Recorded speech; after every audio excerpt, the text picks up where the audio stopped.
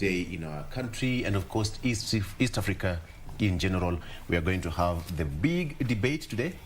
CS Ukuriatani is going to be giving us those figures that is going to be guiding us in the next 1 year. That is the financial year 2021-2022, and he will be heading to Parliament in the afternoon with his ambitious, as they call it, the biggest budget ever, standing at 3.63 trillion shillings.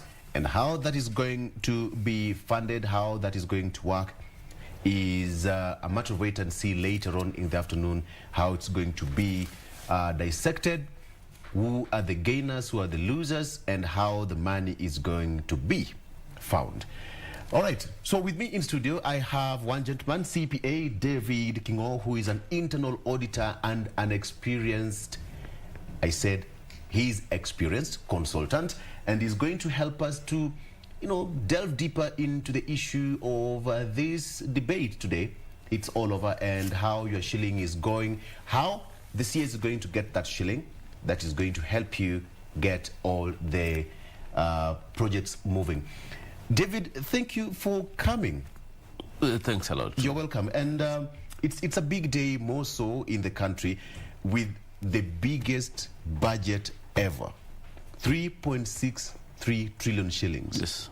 Does this worry you? Of course it worries me, because the budget has been increasing over time. Of course we cannot have a budget that's lesser than the previous financial year. Of course it keeps on growing.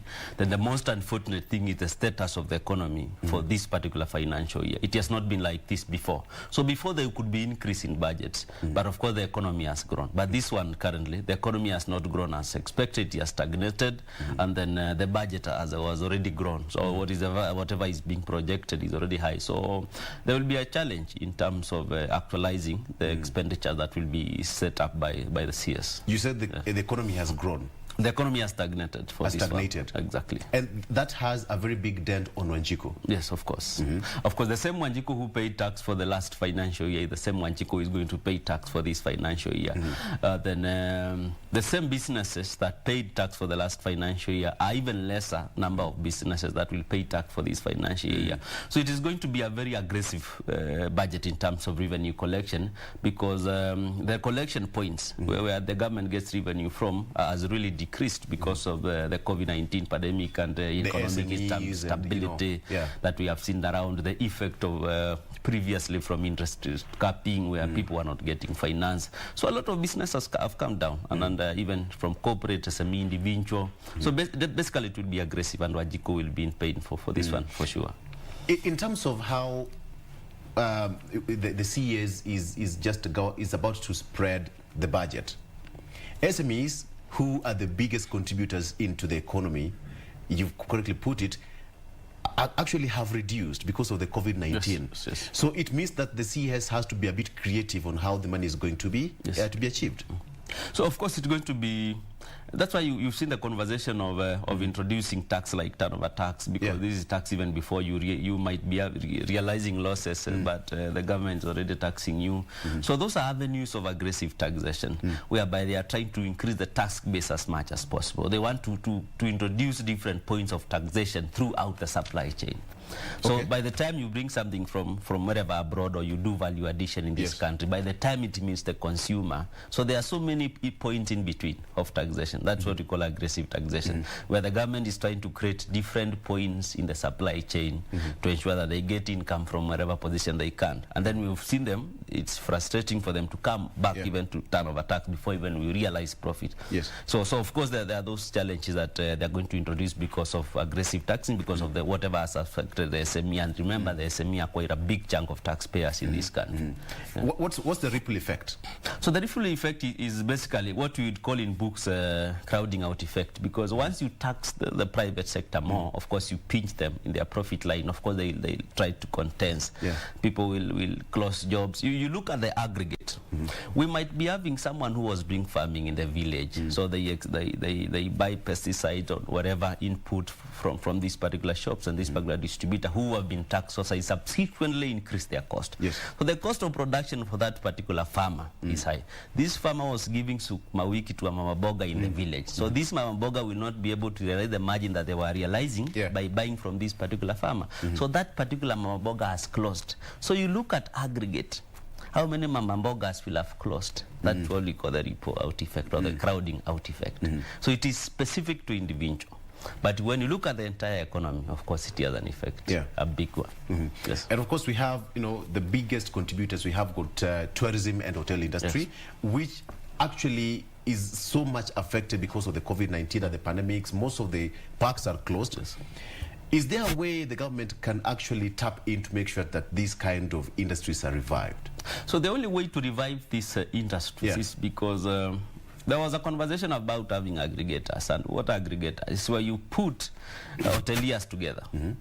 And it might be by region, by whatever geographical setup or whatever economic setup. So you're able to have a single discussion with them on how to improve their business. You can have a channel of grants whereby you support these particular institutions. You can have a conversation on whatever we're having about COVID-19, on the measures that they can employ to beat COVID-19 or still operate in a setup of COVID-19. So when you aggregate them in a certain geographical area, for example, they are able to supervise each other and ensure they have COVID-19 measures, and they are able to do business in the same environment.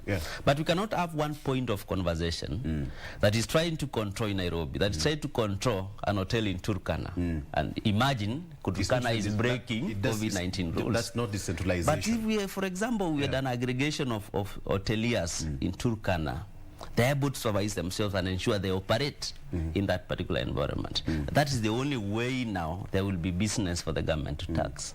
Yes. What does the common mwananchi have to understand about this budget? Mtu anasema tu, this is the biggest budget. It's mind-boggling.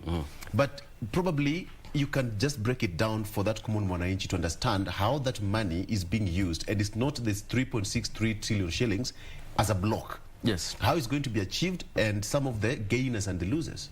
So what happens in terms of budget and understanding, like the example I used before over Mama Mboga. So we are all part of the supply chain. We are all part of the production unit in this economy in one way or the other. Yes. So what happens when the government raises a budget? The government aims at creating incentives for positive incentives for people to do business. So for example, they will make roads, and when the roads are done, so cost of transporting goods to the consumption point is reduced. So it reduces the cost of living. That way someone is able to do business. So when the budget increases and subsequently the economy is down, of course it trickles down to higher cost of production, higher cost of living to the individual. So what we expect in real sense, it's whereby someone goes into a shopping with 1,000. The ability of that 1,000, the purchasing power of that 1,000 2 years ago is extremely different from the purchasing power of that 1,000 today. And it is going to be different by the time we hit next year. So that is the individual impact of that particular budget. That sounds so harsh to the taxpayer. Yes, of course. Because when you go into a supermarket or even a retail shop in the village, if it is a shop, or for example, just give an example, for this particular newspaper, the shop in the village has bought this newspaper from the same media house. The supermarket in Nairobi has bought the same newspaper from the same media house here in Nairobi. So we all shop at the same shop despite our status in the economy. So if you go into the village with the 1,000, the purchasing power of that 1,000, the same as the purchasing power of that 1,000 in Nairobi. So the impact cuts across. So the village person or the local mwananchi will still feel the impact because the cost of producing this particular paper has increased. The cost of producing a kiberiti, for example, has increased. So the purchasing power of that 1,000 reduces. Fuel has increased. So to transport a van or whichever mode of transport of a set of kiberiti from the manufacturer to the village used to be 5,000, for example. It is 2,000 now, for example, because of cost of fuel. And the cost of fuel is meant to fund the government expenditure, and that is budget. So the cost of living for that person in the village has extremely changed, and that is the impact that we are saying it is individual. So the common mwananchi should just get ready for all these changes, whichever way it goes. Yes, of course. Absolutely. Yes. The budget deficit stands at 1.56 trillion shillings. Yes. From the total of, from last year it was 2.4 trillion. Yes. And now it's 3.63. Yes. What causes this big, huge deficit? What really causes this dip is about ability of the revenue authority to collect as much as possible. Number two, it also results from economic stagnation, and when the key avenues of the economy have not run. Because I'll give you an example, a real example. So when we have a setup of Mama Mbogas, for example, allow me to use this example. Go ahead, yes. That have grown in a specific village. They are not tax paying. They ought to be paying taxes, but there is no structure for that particular person to pay taxes. When we have someone who has started a small company, an SME here in Nairobi, they are subject to paying taxes. So it means as long as the revenue authority does not have a structure to collect taxes, from these particular specific businesses that have grown due to good incentives by the government to do business in the country, then of course we'll come to face this deficit. Number three, the way the government projected last year, it is not what has happened. Whatever they projected to collect, of course, they have not been able to collect. So the project that they were set, they have not been able to finish. So these specific projects, of course, have to roll over to the next financial year. And remember, in that particular next financial year, there will still be new project. So of course, all along the economy has to grow, the expenditure has to grow, and then the benefit grows. Because the expenditure is moving, the revenue collection points are not moving. Yes. They are just trying to walk around the same setups and creating different tax all along. Yes. Earlier on, as we started this conversation, you said that the economy has stagnated. Yes. What do you mean by that? So I mean, like, it's a concept that we are able, when you use the common language, an economic growth is felt by ease of doing business and the cost of living in a country. So when, for example, just want to give you, you've had conversations where the county government are not able to pay suppliers, for example. The conversation that is there. Government entities sometimes are not paying suppliers. This money, if it moved to these particular suppliers, they could have grown or developed new business. That is economic growth. When you measure the unit of growth in terms of new businesses that have been established in the country, it is zero. It is, of course, a negative. So in that layman's sense, we can say the economy has stagnated, or else the economy has not grown. And when you go into statistics of measuring economic growth, we used to project a 4-point something growth in the economy. It has stagnated to around 4.1 up to around 4.4 units. So it has not literally grown, and inflation is there. So when you come again to measure the economy has stagnated, the purchasing power that I used for example of 1,000, not able to buy what it could buy 2 years ago, it is literally inflation. And when inflation increases, of course, the economy has stagnated, or it's coming down. Because this 1,000 could do more than one thing. As long as it can do less than it could do before, then the economy is not going anywhere. Is there hope for the common mwananchi, who is the taxpayer, that at some point we'll get a reprieve? There is some hope based on of course, the hoping point is how the government makes its strategies.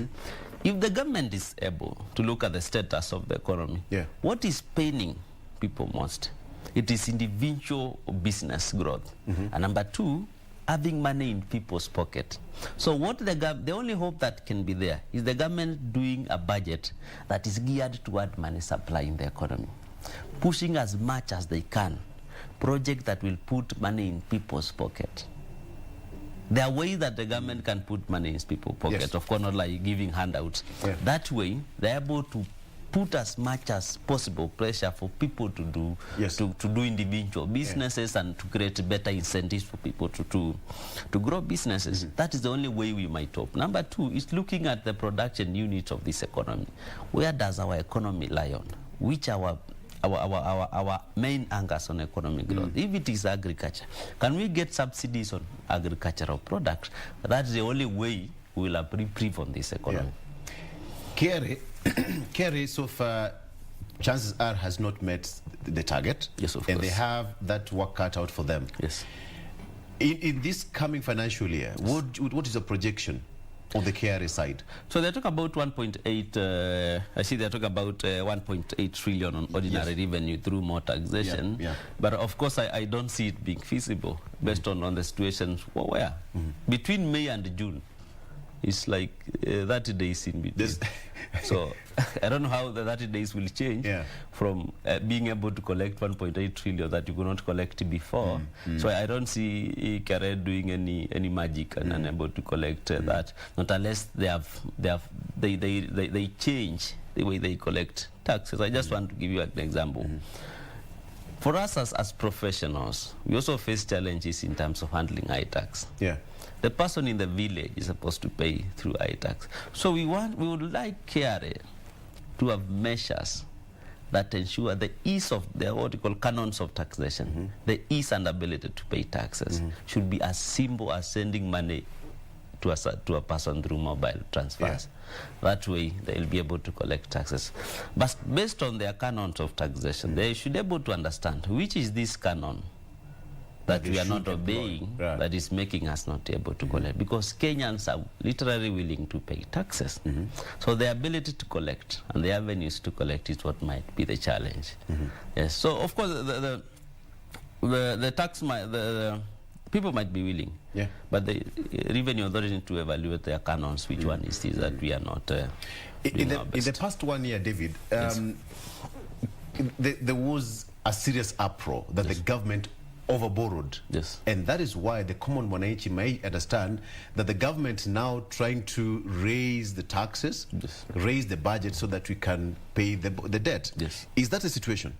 So of course we need to pay these taxes, and there was a conversation that the way we borrow these loans in terms of foreign currencies, of course it gets expensive, because once the economy comes down, of course the foreign exchange is to our disadvantage. So the amount that we keep on paying, the value keeps on changing. Number two, when we get this money, where do we invest? That's another conversation. There's something we call economic survey of a project before you implement. So when you bring up a project, and that should be funded, for example, by borrowing, that project should be able to have a material effect in terms of multiply effect, in terms of creating new businesses around it, and be able to trigger many sectors of the economy. So if the amount of money that we borrow, we are not able to use effectively to trigger economic growth and put in projects that have higher multiply effect, then the cost of paying these particular facilities will keep on hitting us. Then borrowing is, as long as we not meet our revenue, ordinary revenue collection, of course we now move to external borrowing, and it comes with a cost. And the government must run its businesses. Of course. Healthcare has become one of the most expensive the items in terms of the government expenditure. So of course we expect a lot into that. And if we cannot collect money to fund health, of course there will be taxation. If the money that we have, we've used on roads, and we need money to fund healthcare, the government has to go around and get money from elsewhere. Borrowing is not wrong for an economic growth. The issue is the framework of borrowing. That is zeros from where we borrow from, how we borrow, which currency are we using, where are we putting this money, which is the repayment plan, all that. And even now, some of the MPs are saying that, some of the ministries that were given the projects and their projects have stalled should not be given any, budget raise. How is this going to be achieved? Because they say, we need money to finish all these projects. Of course, the dump of the rule is that once we get money to do a project, of course, it depends with the funding, the financial proposal of that particular project. Because the confusion would be, we've started a project, and of course, by the time we started this project, we had a proposal on table with a financial plan. This is how it's going to be funded. So at whatever point we are not able to complete this project, one scenario might be there, that they have not received this money that they expected to receive to complete this project as per the financial plan. So if that is not received, of course it moves to the next financial year, then they ought to be funded. But if they got the money and misappropriated, then of course they don't deserve to be given. Then what ails the economy is You want to construct a road, and the project was 10 kilometers, and the 10 kilometers was to generate other 10,000 businesses. You do 3 kilometers, the money is over, and we are moving to the next budget. You don't construct the rest 7 kilometers. So these 3 kilometers that you did has gone to a waste. So those concepts should not be in this country or in this economy. We do project halfway. You do a dam, you bring the caterpillars, you trench halfway, and you go. They disappear. So when the rain comes, it is flood in that area. And that part could have been used for farming. It is no longer being for you. It's already an EMA issue. It's a hazard. Hazard issue. So they ought to be completed. So when they start something, let them complete. So that we complete, and next time we have a different conversation. Yes. Okay. So let's take a break, and when you come back, I'd like us to talk about who are the main gainers and who are projected to be the losers in this. People have always been saying that, you know, hey, mkate, you know, this and that. Is it likely to go up or down? That is something that we are yet to see in the afternoon, and of course we have to talk about it. And we have got David Kingo, who is still here with me in studio. Let's just get to understand what this budget is all about, okay? We'll be right back after this break. Stay around.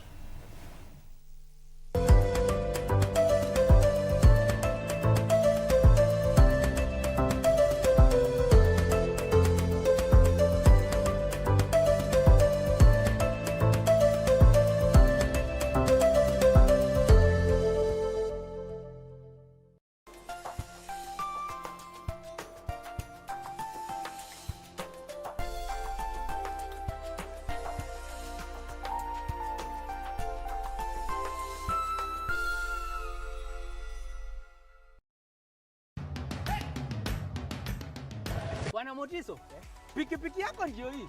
Uko shoni yangu. Hii pikipiki ni unakumbuka uniekelea the lowest unique bid yako ilikuwa ngapi? 18 shillings. Na unajua kuendesha hii gari?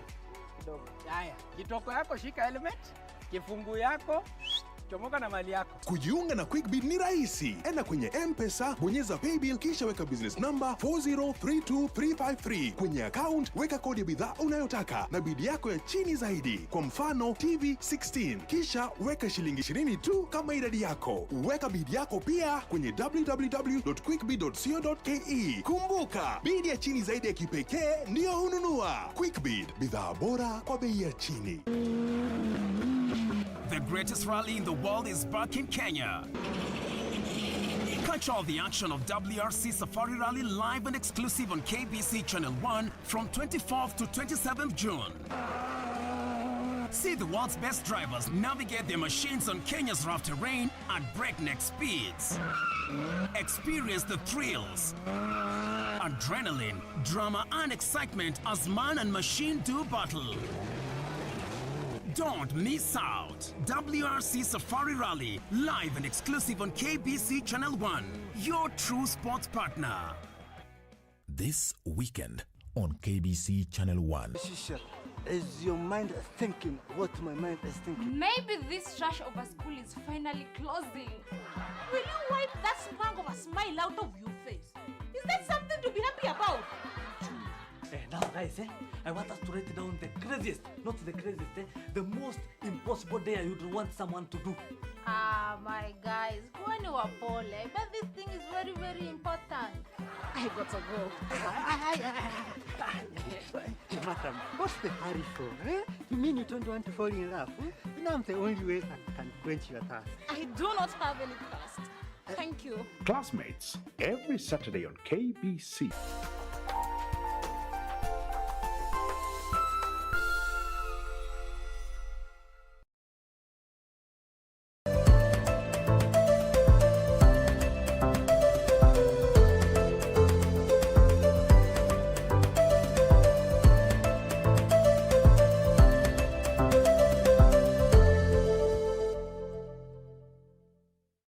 And welcome back. We are still going on with the debate on how the budget is going to be read today and how it affects you as a common mwananchi. And with me in studio, I have got CPA David Kingo, who is an internal auditor and a consultant. We're just trying to get to know what are some of the tidbits and some of the secrets that we need to understand about this whole budget. That, as it stands at 3.63 trillion shillings for the financial year 2021-2022.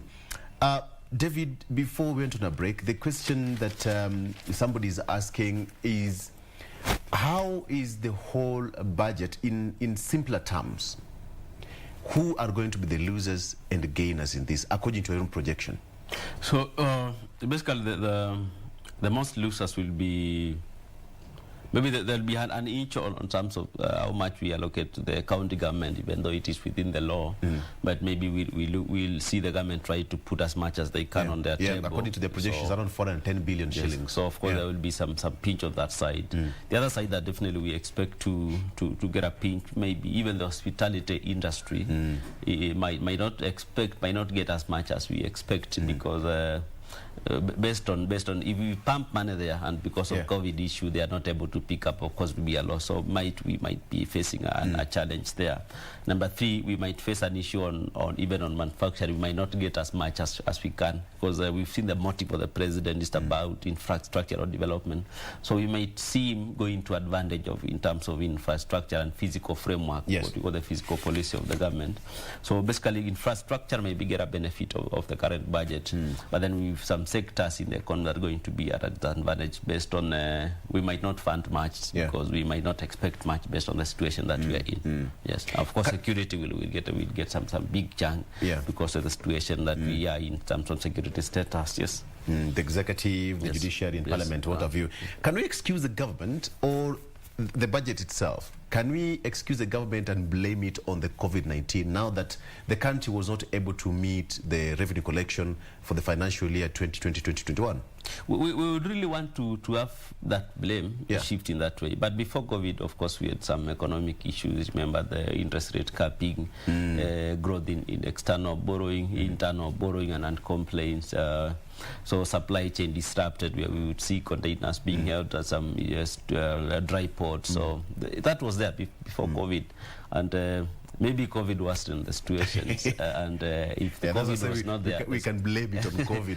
So we will not blame as much on COVID, but we would say the COVID triggered more to that side. But of course, we were in a decline situation even before. Yeah. Yes. And you hope that the government, in terms of internal borrowing, the country. The government the country borrows more money daily internally to service to make the operations running and what have you. Is this a situation that we are likely to see? So of course internal borrowing is not the best because it has very much negative impact to the economy. Just to give a literary example, when they float a treasury bill and bond, so then the government says we need money. This money, for example, if an investment bank institution, where they had options on the table. One is private equity. Private equity, I mean, like, for example, with supermarkets or maybe institutions that they would like to borrow some large amount of money. So we have this investment bank that is focusing on private equity and treasury bills and bonds. So if they put money on private equity, these are private corporates. Yes. So these corporates will create employment and they generate some income back there. Yeah.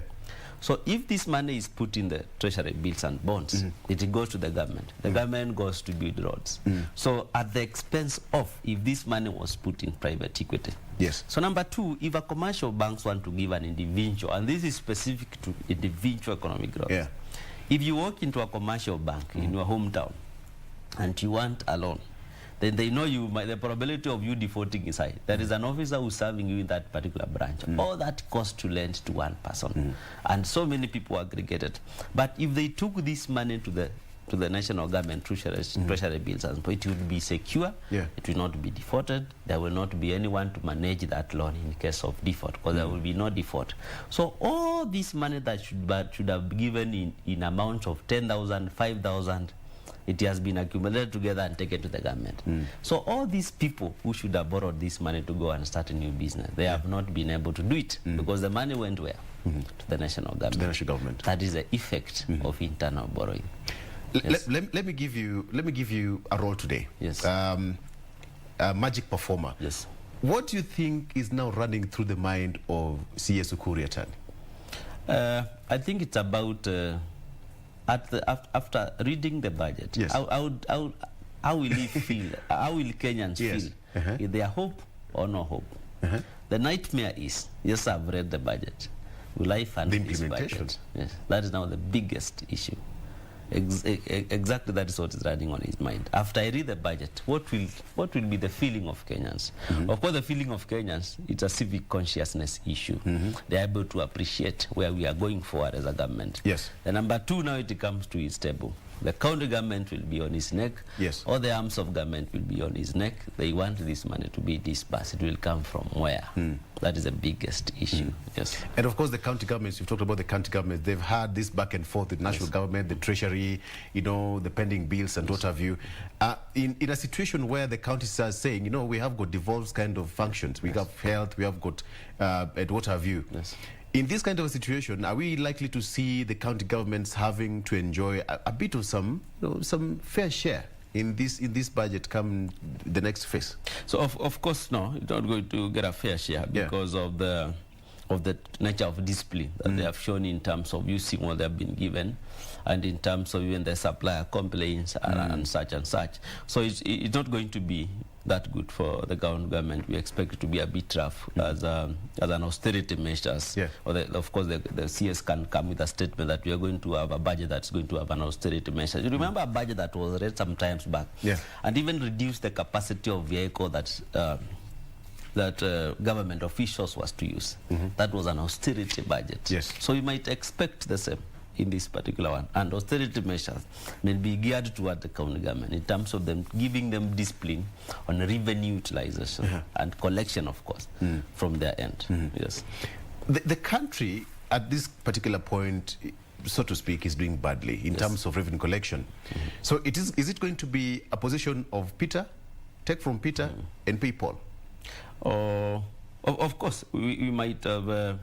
There is a situation that we usually say that in the professional world, some organizations might not be Ponzi scheme. Ponzi is where you pick from one person and you give the other. Yes. But by accident or the nature of the economy, they find themselves in why by accident? So they are not able to create revenue. Yes. Of course, you see, the next person should be paid based on revenue that we generate. So they are not able, so they have to go direct now. So they skip the middle part by accident, nature of the business environment. So you don't want a government that operates that way. Yes. Of course, it will be more or less like that. But where the government will come up with new measures to trigger the economy and even opening up this lockdown and saying, let us go into full operation. Then we fund healthcare so that we are able to absorb all these issues of healthcare, but let the economy run. That's a measure that can really relieve the CS from that pressure and avoid the Peter and Paul conversation. And that could be that could bring, you know, the whole idea of government flexing the issues of lockdowns and opening, you know, things like tourism and hotel industry and importation. That, you know, many businesses have been hurting over over 1 year because of importation. You put it that you know, you go to Mombasa, you find that containers are all stuck there. They're not cleared and what have you. Is this a situation now the government should just sit back and say, hey, look, we have to do something. You know, we have to raise this money. Of course, they'll have that conversation, but the concept of we cannot have a budget last year that we implemented on an economy that was operating full board. Then this financial year, we increase that budget and base it on an economy that is operating at 60%. Yes, no, it has to change. So they have to find ways that we can operate at 100% and solve the issue of healthcare. It is like saying there are no roads entirely in this country, for example. So movement is not allowed. Yes. So we have to face the issue of healthcare head on. So that it is the only issue that is holding the other sectors of the economy. So if healthcare was sorted, we would be able to have this lockdown out. So of course they look into that setup in terms of what is this healthcare that is really struggling there. So we might lose a lot instead of funding entirely healthcare and open the rest. All right. Being that is the Mwananchi who is going to, you know, to fund this budget. Right now we are joined by our reporter who is also my colleague here, Doreen. We are yet to get that. Once we get that, we'll also cross over to Doreen. This budget is Mwananchi budget. Yes. What is this simple thing that common person on the ground should understand on simple terms? So in a layman's language, I'll say expect higher cost of living in terms of the amount that you earned, what it could, the way of living in terms of cost, it is going to change, of course, going to increase. That is the layman's way to put it down. That if you want 10,000, the same 10,000 will not be the same 10,000 in terms of value the next financial year. That is the concept. If your business was giving you an income of 7,000, the next financial year, you either push it to 10,000 or the 7,000 value goes to 4,000. That's the basic concept. Yes. Okay. And the issue of, treasury bills, we have got things to do with the Euro bonds. Yes. How do they affect the current budget as we speak?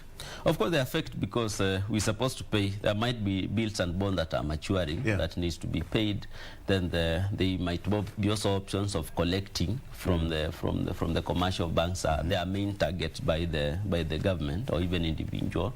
So all those are not good conversations for the economy. Getting money through treasury bills and bonds crowds out the economy.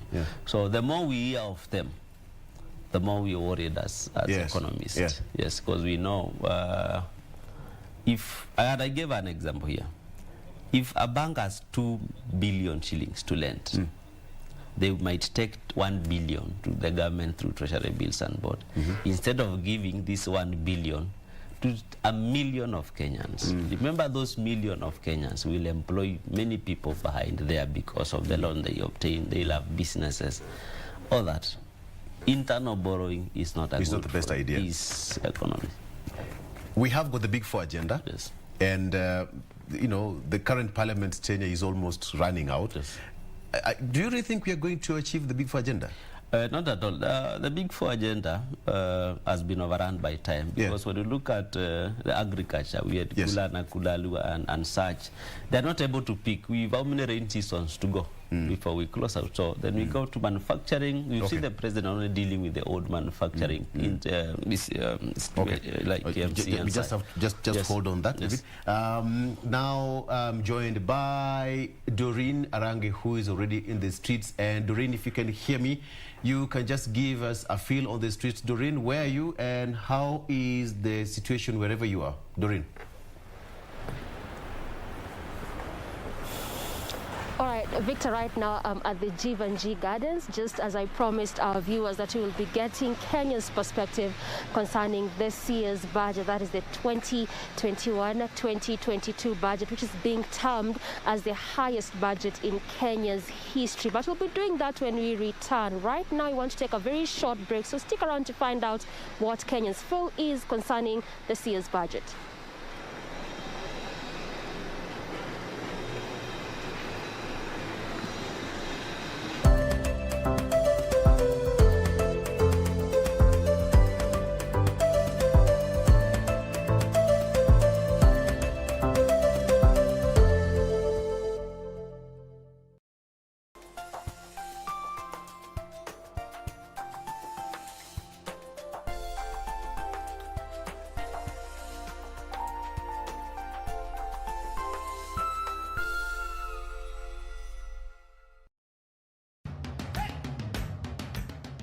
Bwana Motiso, pikipiki yako ndio hii. Uko shwani yangu. Hii pikipiki ni unakumbuka uniekelea the lowest unique bid yako ilikuwa ngapi? 18 shillings. Na unajua kuendesha hii gari? Kidogo. Haya, kitoko yako shika helmet, kifungu yako chomoka na mali yako. Kujiunga na QuickBid ni rahisi. Enda kwenye M-Pesa, bonyeza paybill kisha weka business number 4032353. Kwenye account weka kodi ya bidhaa unayotaka na bid yako ya chini zaidi. Kwa mfano TV 16. Kisha weka shilingi 20 tu kama idadi yako. Weka bid yako pia kwenye www.quickbid.co.ke. Kumbuka, bid ya chini zaidi ya kipekee ndio hununua. QuickBid, bidhaa bora kwa bei ya chini.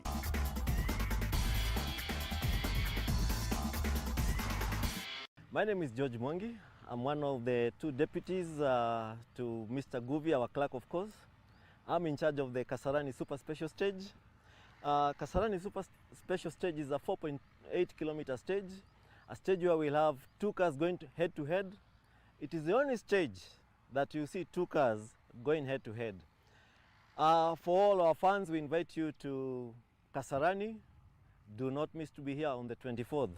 14:08 is the kickoff time. Be here.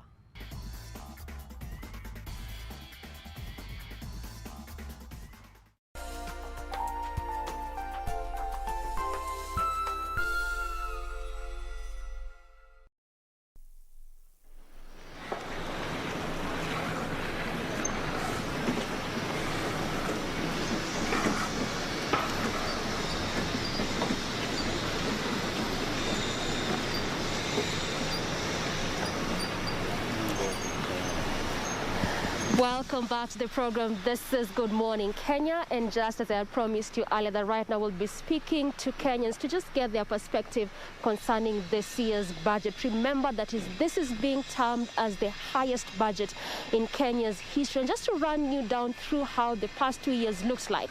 In 2019-2020, the budget stood at 1.8 trillion. In 2020-2021, which is this ending financial year, it stood at 2.9 trillion. Now, where we are gearing towards is this 2021-2022, which is standing at 3.66 trillion. And the biggest question is, how will the government perhaps finance this budget, given there's a deficit of 930 billion that needs to be plugged into this budget? And right now, as we speak, at least 1.2 million Kenyans have already lost their jobs.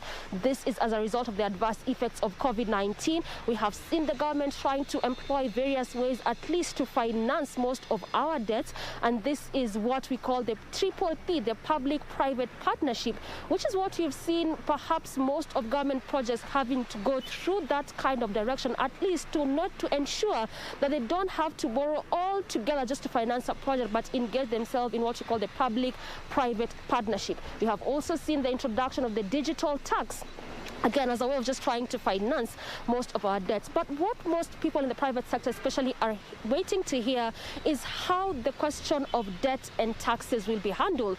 Part of what most Kenyans would say is, how are they going to also handle the issue of taxes, as well as the issue of the cost of living and health, amongst many other issues. But still, even as we talk about all of this and how the financing is going to happen, given that we are talking about the ambitious budget, what exactly is Kenyans' perspective of feel concerning this year's budget, and which areas or sectors specifically do they really want perhaps more money to be injected into, and what exactly are their concerns? That is what we want to get into right this very minute, and I'm joined by a couple of Kenyans, if I can mention, who will be telling us their perspective or their feel concerning 2021-2022 budget. Good morning, Daddy. Morning to you. My name is Joshua Mutua Waema, the president of Bunge la Mwananchi Social Movement in Kenya, a small-scale businessman running Makueni Electronics and an activist.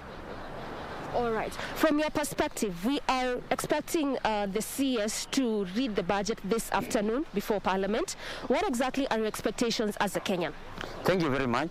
My expectation, first and foremost, especially in view of the COVID-19 pandemic, my expectation from the Cabinet Secretary for Finance, number one, is to ensure all the small-scale business people are given zero rating as far as taxes is concerned. Because you very well know that due to COVID-19, most of the businesses have shut down. And then only very few businesses which are operating for the rich people. So my expectation is that the small-scale business people, mama mboga, kiosk owners, they must be given subsidy by the government so that they can operate within the best environment. Because if that one is not done, we are going to have only very few people in the Republic of Kenya running businesses. For example, most of the restaurants have been almost shut down, and these restaurants employed very many people. So we are calling upon the government to give subsidy to the restaurants so that they can employ more people who lost employment, so that we don't have many poor people against very few rich people. So your major concern is at least in the reduction of taxes on most of these SMEs? Okay, obvious, that is point number one on these small-scale businesses. Then the other issue is about transport. You very well know that due to COVID-19 pandemic, transport is very expensive for the people operating from their respective areas to town. Now, I am calling upon the government, despite the fact that we have COVID-19, you see most of the businesses dealing with the transport, they are almost crippling.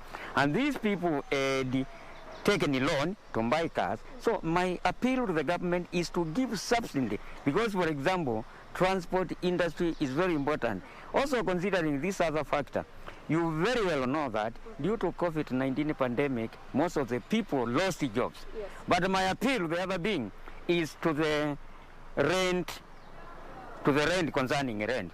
You very well know that most of the people are unable to pay rent. And then you find that somebody is being evicted from his or her own place. Also, my appeal is, as far as the so-called landlords are concerned, whom I call house owners, they must reduce the rent in view of the current pandemic. Then the government subsidizes them so that there is no problem. The other thing is about consumer goods. Milk, bread, unga, these commodities I have mentioned, which are the basic consumer commodities for common mwananchi, the taxes for those commodities must be reduced so that everybody in Kenya is able to eat and drink and sleep. But if this one is not done, we are going to have a lot of problems, diseases as a result of malnutrition and so forth and so on. So my appeal, all the consumer goods, unga, sugar, milk, we must have reduction of their prices so that the common mwananchi is able to purchase this thing and satisfy him or her with his or her family. So unless this one is done, where we are heading to now, right now, in view of the current political situation, the country is very fluid politically, and most of the people have been abandoned by the political class, and they are relinquishing in poverty. For example, nobody is addressing the post-COVID-19. Because of the post-COVID, we have a lot of problems. Domestic violence, and diseases, that is mental diseases. Nobody is addressing these things. These things coupled with the current situation, because this budget, which is being read today, must consider the common mwananchi as the main target. What I am saying, those who are salaried, they must be taxed heavily. The other area I want the cabinet secretary, I'm expecting indeed that, is about cigarettes and beers. Okay. You very well know these are commodities, although I'm not against those who smoke, those who drink beers and those who drink wines and spirits. Okay. But my appeal to the cabinet secretary for the finance, he must tax cigarettes, wines and spirits, and the beers exorbitantly, because those are leisure commodities. Because now these days you find there are rules that don't open in bars, but wines and spirits are selling daily, 24 hours, actually without even restrictions. So I am appealing, and I think the cabinet secretary must have done this. He must tax wines and spirits heavily, beers and cigarettes. And for those who drink and take cigarettes, don't say things that I'm barring you, because willing buyer, willing seller. So what I'm saying again, for equal rationalization, I'm saying this. Also, there must be, I am expecting the cabinet secretary for the finance to have established a kid whereby money can be put with respect or proportionally to what you have, using the principle from each according to each equitably. For example, being a layman, if I put 10 shillings in a basket and my brother puts 1 million shillings in the basket and so forth, we come and share equitably. That is the other thing I expect the cabinet secretary is supposed to have done. All right, well said, well said. Commodities such as alcohol and cigarettes to be taxed exorbitantly, the budget to follow the form of the bottom up. That is just what he is saying. But how about we speak to another Kenyan? Let's get the various views and the various perspectives of Kenyans concerning this year's budget. Your name and what your expectations are. My name is Marvin Mwande, and from what I expect from today's budget, you find that many Kenyans lost their jobs, and I expect the cabinet secretary to lower the taxes, also especially the fuel. If he lowers the fuel, you find that the cost of production will be low, factories will produce more, they will create more jobs, and the economy will grow also. Also in the education sector, they should increase funding, especially for bursaries. Many people lost their jobs, and if they can access the bursaries, they will be able to pay for their children's fees, and all it will be well, yes. Again, there's that concern, especially about more monies perhaps being channeled to youth empowerment programs. What is your thinking on that? I think it is a good idea, yes. The youth may be able to get the loans, but these funds, they should be easily accessible. I find that maybe youths, they usually find challenges when accessing these funds. They should make them easily accessible. They should not favor people from certain sides. Yeah. Okay. Fair enough and well said. I mean, clearly you can just speak from what Kenyans are really thinking and saying, is that the issue of taxes, just like what the people in the private sector were saying, it's not missing in this conversation. But how about we get one last perspective, try to hear what he has to say, what his expectations are concerning this 2021-2022 budget. Oyugi, good morning, and what is the expectation? Thank you. My name is Oyugi. I'm one of the human rights activists in this great nation. Today is a nice day. Tuko na budget ambayo tunasomewa na waziri wa fedha Ukuru ya 10. Sisi kama wananchi wa kawaida, our big expectation ni ya kwamba serikali tumeona wameanza miradi mbalimbali kama kujenga barabara, na tungependa sisi wa Kenya pesa ziwekwe katika hizo miradi ndio zikamilike, kama hiyo barabara inaitwa Lapset hii ya kwenda Sudan. Tunaomba serikali waweze kuchukua pesa kukamilisha hizo miradi ndio zibaki pending. Upande mwingine tumeona food production ya Kenya imerudi chini, na tulikuwa tunaomba kama inawezekana ile pesa ambaye tumeona imewekwa katika food production about 53 billion, ambaye tunaona ni pesa kidogo sana kulingana na uchumi ya nchi ya Kenya sasa. Tunaomba iongezwe kama inawezekana ndio Wakenya waweze kukua na chakula. Upande mwingine, upande wa usalama, tunaona salary ya walinda usalama si mzuri sana. Tungependa serikali waangalie wafanyakazi wa usalama waweze kuongeza pesa, na vile vile upande wa elimu tumeona ile pesa wamewekewa ni kidogo kulingana na ile kazi ya walimu wanafanya.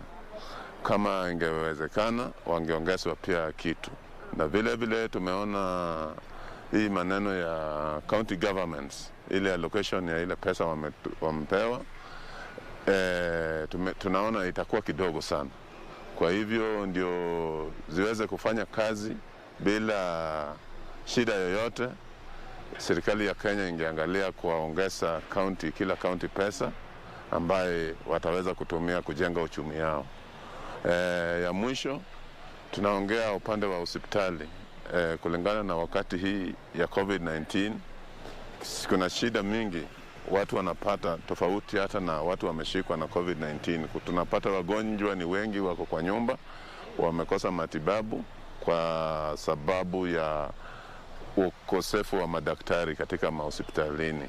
Tunaomba serikali ya Kenya waweze kuongeza madaktari. Kuna vijana wamesoma na waweze kuongeza pesa ambayo watawalipwa, ndio Wakenya wasiendelee kuteseka kulingana na afya yao. Na hayo tunamwambia rais aweze kutilia manani kwa hizo maombi yetu, na sisi wa Kenya tuna hakika kila kitu itaenda mzuri. Asanteni. Asante sana.